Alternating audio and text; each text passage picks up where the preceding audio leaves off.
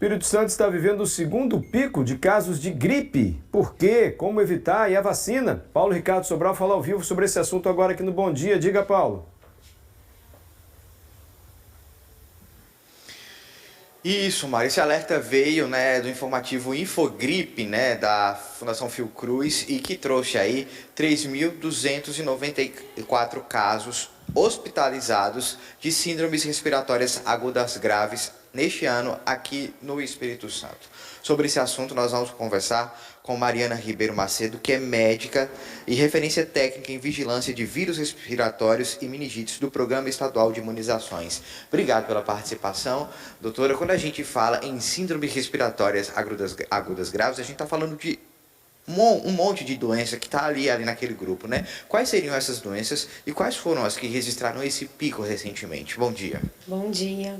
Então, ISRAG, que é síndrome respiratória aguda grave, é aquele paciente com síndrome gripal que evoluiu com gravidade, né? E aí pode ser associada à influenza, pode ser associada a Covid, outros vírus como vírus respiratório, metapneu, rinovírus, enterovírus, e até mesmo o que a gente fala de não especificado. Então, nesse grupo de 3.000 e pouco, está englobado esse total dos pacientes com ISRAG, ou seja, estão todos esses agentes aí.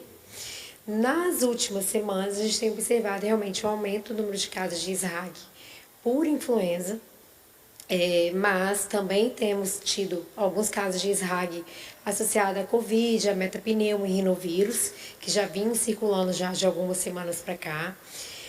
E aí, esse pico que a gente está tendo de aumento da influenza, geralmente a gente já tem no finalzinho do ano mesmo. É um discreto aumento que a gente tem, nada se compara ao aumento que a gente encontra na sazonalidade, né? Então, está dentro do que a gente espera mesmo para o padrão de circulação dos vírus respiratórios mesmo. Doutora, agora eu acho que acredito que chama a curiosidade de todo mundo estar assistindo, porque a gente costuma ver pico de gripe, principalmente naquela época de inverno, onde as pessoas estão saindo menos de casa, onde está mais frio. Por que é que há alguns anos tem sido registrado esse pico de gripe quando vai chegando ao fim do ano, onde a gente já está passando aí de uma primavera para um verão, digamos assim? Então, assim, geralmente os vírus eles circulam o ano inteiro. É claro que na sazonalidade, a influenza e o vírus respiratório, por exemplo, eles vão ter maior aumento de circulação, mas ele circula realmente o ano inteiro. Então, sempre a gente teve esse aumentozinho do influenza nesse finalzinho do ano. O que a gente vinha tendo 1 a 2 anos atrás, que na verdade era a custo do influenza B.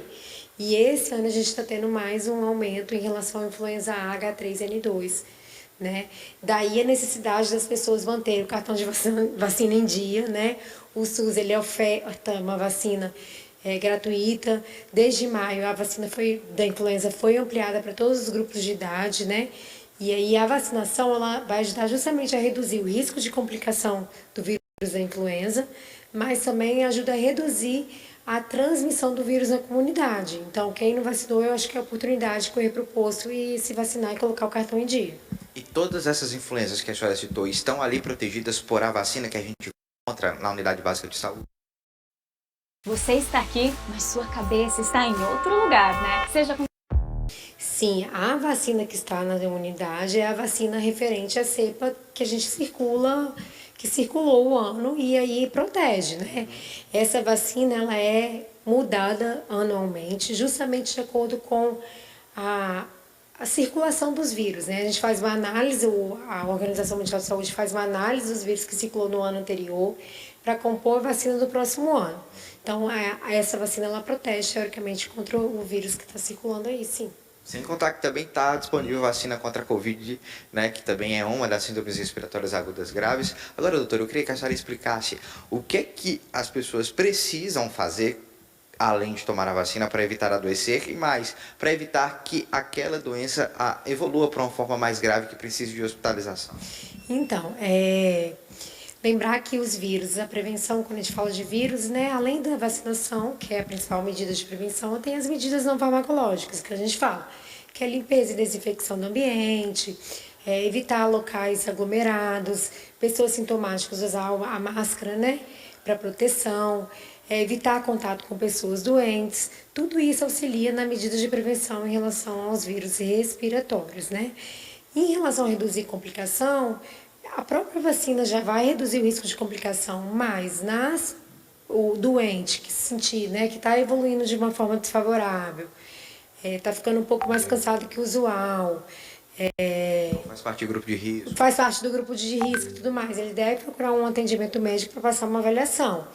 A influenza, por exemplo, existe um antiviral que a gente usa para paciente grave que é magnífico, no sentido assim, ele reduz realmente a complicação, a viremia do vírus, reduz o risco de complicação. Então, caso o doente realmente se sinta mal, ele tem que procurar um atendimento para passar por uma avaliação médica e ser medicado de uma maneira adequada.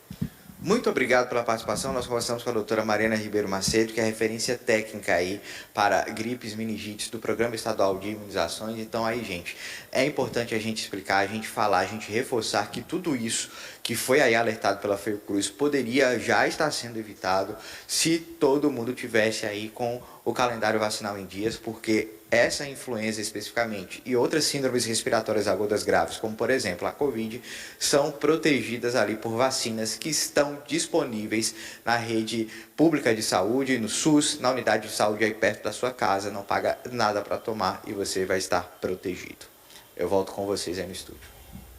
Obrigada, Paulo Ricardo Sobral, também a nossa entrevistada pelas informações com a gente aqui no Bom Dia. Claro, fica então um alerta, principalmente, né, para vacinação, para manter a cobertura vacinal alta. A gente precisa que cada vez mais pessoas se vacinem aqui no nosso estado.